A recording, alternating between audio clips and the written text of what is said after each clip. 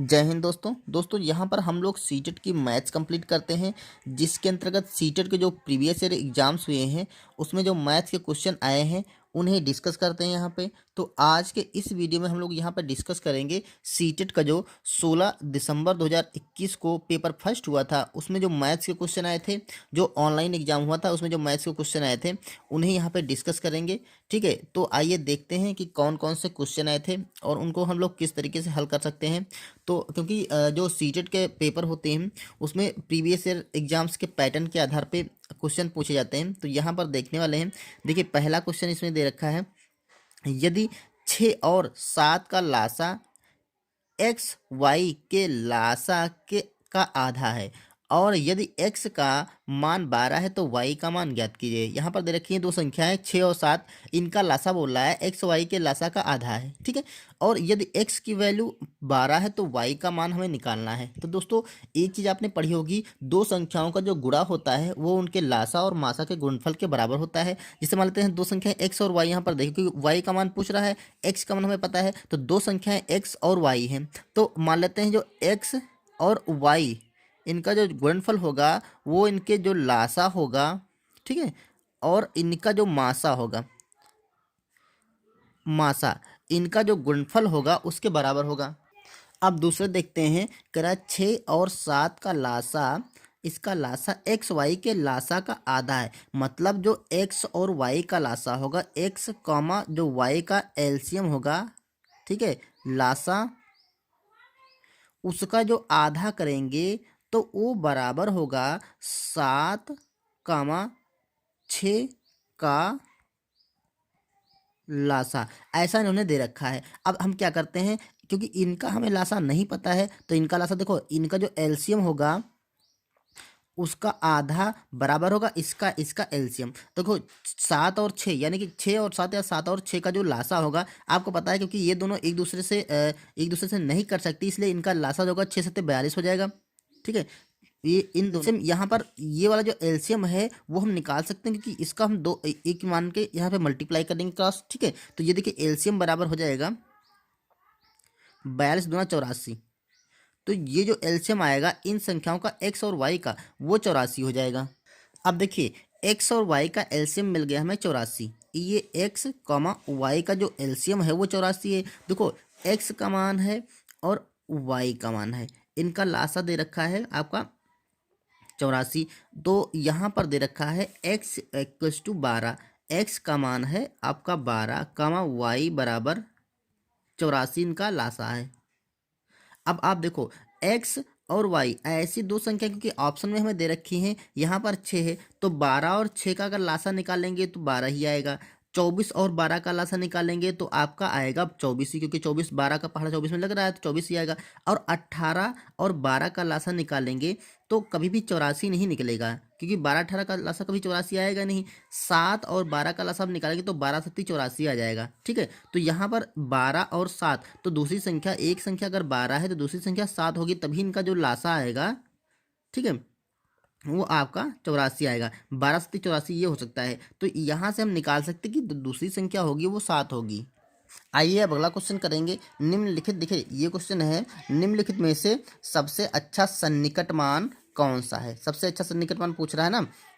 तो देखिए सन्निकट मान क्या होता है दोस्तों, सन्निकट मान मतलब वो होता है जैसे पॉइंट के बाद जो अंक दे रखा होता है उसे हमें हटाना होता है।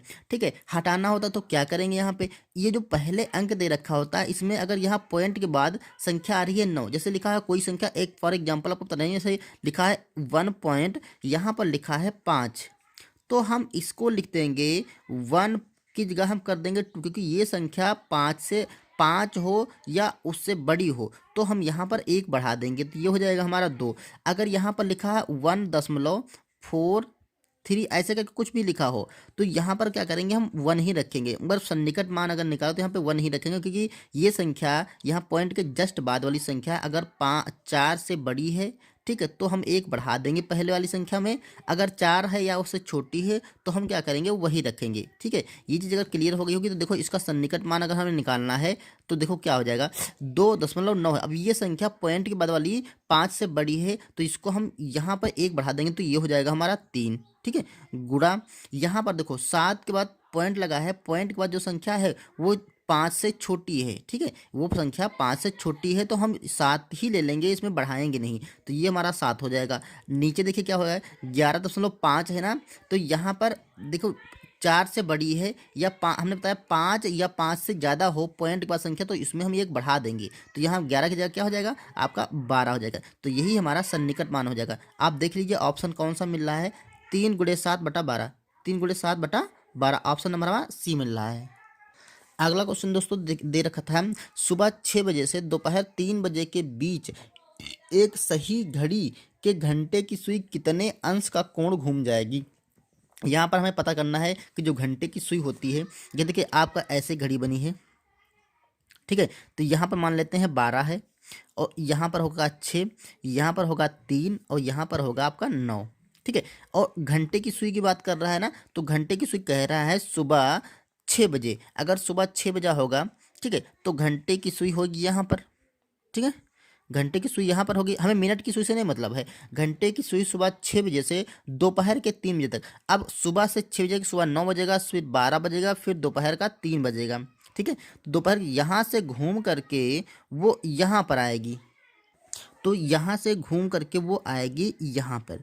तो कह रहा है इसके बीच वो कितना अंश का कोण घूम जाएगा, तो ये इतना कोण आपकी घूम के जा रही है। ठीक है, और हमें पता है ये जो पूरा कोण होता है, ये वाला गोला ये होता है 360 अंश का।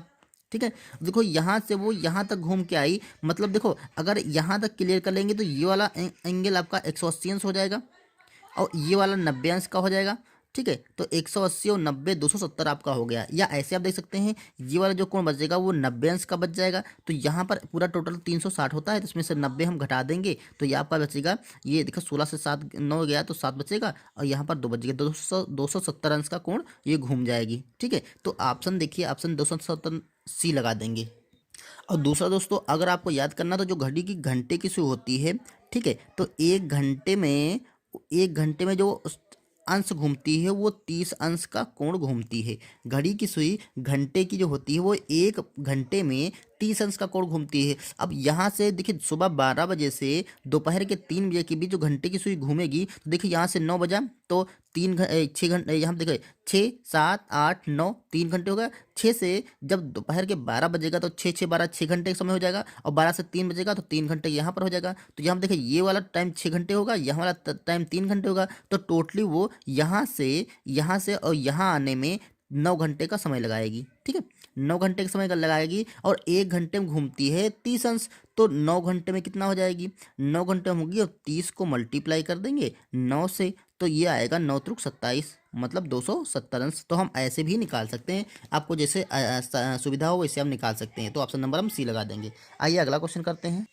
यहाँ देखा है किसी आयत की भुजाएं केवल प्राकृत संख्याओं में है, का क्षेत्रफल 24 सेंटीमीटर स्क्वायर है, उसका परिमाप नहीं हो सकता है। कह रहा किसी आयत की भुजाएं जो हैं केवल प्राकृतिक संख्या, मतलब हमें एक से लेना है। प्राकृतिक संख्याएं कहाँ से, एक से शुरू होती हैं, तो हमें एक से लेना है। ठीक है, जिनका क्षेत्रफल क्या है 24 सेंटीमीटर स्क्वायर है, तो उसका परिमाप नहीं हो सकता है। देखो अब ये बोल रहा है एक आयत है, तो आप देखिए ऐसे करके आयत होगा।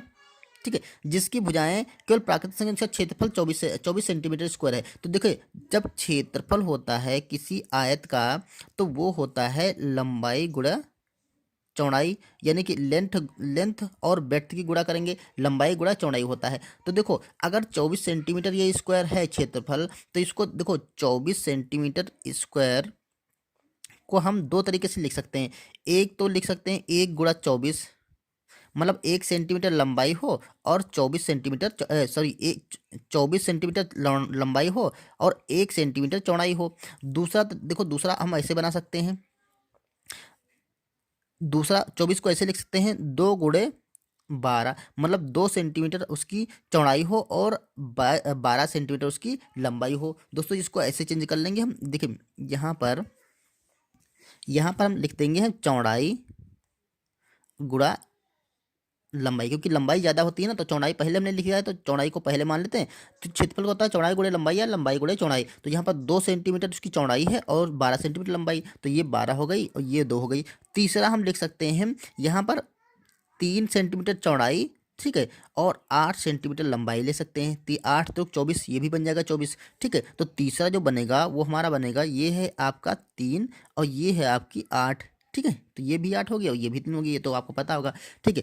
चौथा आप ले सकते हैं 4 गुणा 6, 6 चौक 24, ठीक है। तो चौथा जो आपका बन सकता है आयत, तो ये 6 और ये 4 हो सकता है। इसके अलावा आपका कोई भी ऐसा मान नहीं बन सकता है 24 में कि जिनका लंबाई और चौड़ाई आप ले सकते हैं, क्योंकि उसका क्षेत्रफल दे रखा है। यही 4 मान बन सकते हैं इसके 24 सेंटीमीटर। तो ये चारों में से हमें कौन सा परिमाप है, कौन सा नहीं, वो हमें क्लियर करना है। अब देखो, जो लंबाई और चौड़ाई होती है, ठीक, और उसका जो परिमाप होता है, ये परिमाप की बात कर रहा ना, तो जो परिमाप होता है वो होता है 2 ब्रैकेट में लंबाई प्लस चौड़ाई, ये होता है। तो देख लो कौन सा यहाँ पे सेट नहीं हो रहा है, वही हमारा आंसर हो जाएगा। तो यहाँ देखो, अगर 1 और 24 लेंगे तो 24 एक 25 दूना 50 हो जाएगा, ठीक है। तो 50 तो नहीं है इसमें, ये वाला भी नहीं है। देखो, अगर हम 2 गुणे लंबाई लेंगे 24 और चौड़ाई लेंगे 1, तो ये हो जाएगा आपका 2 गुणा 25, मतलब यहाँ पर हो जाएगा 50, ठीक। तो ये एक तो ये नहीं हो सकता है, ठीक। तो ये तो ऑप्शन में नहीं है, तो ये तो गलत हो गया। अब हम दूसरा चेक करते हैं 12 गुणे 2, तो इसको चेक करेंगे जब, तो यहाँ से परिमाप क्या निकलेगा, 2 गुणे लंबाई प्लस चौड़ाई, तो 2 गुणे लंबाई 12 प्लस 2 करेंगे, 12 2 14, तो ये 14 14 दूना 28, तो ये एक 28 ये हो जाएगा, ठीक है। तो देखो 28 में दे रखा है, हाँ ये तो दे रखा है, तो हो जाएगा। तो ये भी हम ऑप्शन नहीं लगा सकते, क्योंकि जो उसने कहा है जो नहीं हो सकता हमें वो लगाना है। तो 8 और 3 को देखते हैं, तो 8 और 3 में क्या करेंगे, 8 त्रुक 24, देखो सॉरी, यहाँ पर 2 गुणे 8 और 3 11 हो जाएगा, तो यहाँ पर बन जाएगा 11 दूना 22, ठीक है। तो ये भी पॉसिबल है, 22 वाला भी दे रखा है, ये भी पॉसिबल है, ठीक। आगे देख लेते हैं, यहाँ पर 6 और 4 है, तो 2 गुणे 6 4 10 हो जाएगा, तो 10 दूना यहाँ पे 20 हो जाएगा, ठीक है। तो ये भी पॉसिबल है, तो यानी कि ये भी पॉसिबल है। अब कौन सा नहीं है, ये 25 वाला ऑप्शन नहीं दे रखा है, मतलब 25 वाला, हमें ये जो 4 कंडीशन मिली हैं इनमें से किसी में 25 आंसर नहीं आ रहा है, ठीक है। तो यही हमारा इस क्वेश्चन का आंसर हो जाएगा कि जो ये उन्होंने कंडीशन दे दी है कि उस क्षेत्रफल का जो आयत होगा, उसका जो क्षेत्रफल होगा वो 24 सेंटीमीटर स्क्वायर होगा, ठीक है। तो उसके अकॉर्डिंग हमने लंबाई और चौड़ाई निकाल करके जो परिमाप निकाले वो 3 परिमाप ये बने और चौथा परिमाप ये बना जो ऑप्शन में नहीं है, तो उससे में से मतलब नहीं है। लेकिन एक परिणाम यहाँ पे परिमाप 25 सेंटीमीटर स्क्वायर दे रखा है, जो कि नहीं हो सकता है, तो यही हम लगाएंगे, नहीं हो सकता, यही ऑप्शन हमारा सी सही हो जाएगा। ओके, यहाँ पर अगला क्वेश्चन दोस्तों आया था, एक किसी मानचित्र पर 1 सेंटीमीटर की दूरी भूमि पर 400 किमी की दूरी निरूपित करती है। यदि भूमि पर 2 नगर 3400 किमी दूर हैं, तो मानचित्र पर उनकी दूरी क्या होगी। मानचित्र पर दोस्तों छोटा दिखाते हैं, ठीक है, और बाहर एरिया बड़ी होती है। तो 1 सेंटीमीटर को बताया है 400 सेंटीमीटर, तो ये ऑप्शन देखिए, ये ऐसे लिख सकते हैं आप, 400 किमी बराबर होता है 1 सेंटीमीटर के, ठीक है। तो 3400 किमी की दूरी पूछ रहा है, तो 400 का मान ये है, तो हम 1 का मान निकालते हैं, 1 किमी बराबर 1/400, ये इतने सेंटीमीटर हो जाएगा।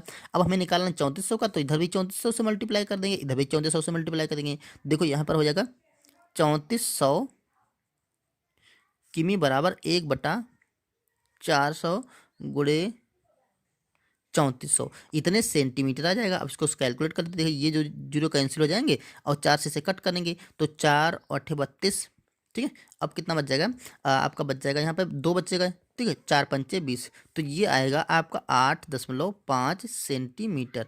तो यही हमारा आंसर हो जाएगा। तो देखिए 8.5 ऑप्शन नंबर हमारा सी मिल रहा है। ओके, यहाँ पर देखिए, प्रत्येक संख्या के अंकों को पहचान कर अगली संख्या बताएं। अंकों से हमें अगली संख्या निकालना। देखिए यहाँ पर दे रखा है 910, 821, 732, 643। तो हमें क्या करना है, हमें यहाँ पे अगली संख्या पता करनी है। तो देखिए कैसे करना है, ये यहाँ पे पैटर्न कैसे चल रहा है। देखो यहाँ पर 9 हुआ, फिर 8 हुआ, फिर 7 हुआ, फिर 6 हुआ, तो यहाँ पर अगली संख्या क्या आएगी, 5 आएगी। जो पैटर्न चल रहा है उसके अकॉर्डिंग हम देख रहे हैं, 9 8 7 6 5, ठीक है। अगला देखो यहाँ पर 1 चल रहा है, यहाँ पर 2 हुआ, यहाँ पर 3 हुआ, यहाँ पर 4 हुआ, तो यहाँ पर फिर से क्या होगा, 5 हो जाएगा, क्योंकि जो पैटर्न चल रहा है अंकों को पहचान कर बोला ना, तो जो अंकों का पैटर्न चल रहा है उसी के बाद हम करेंगे। अब देखो यहाँ पर 0 है, फिर 1 हुआ, फिर 2 हुआ, फिर 3 हुआ, फिर यहाँ पर क्या होगा 4 होगा, तो ये हमारी संख्या बन जाएगी 3 अंकों की। ऑप्शन देखिए, ऑप्शन नंबर हमारा ए लगा देंगे। बहुत ही आसान क्वेश्चन था ये।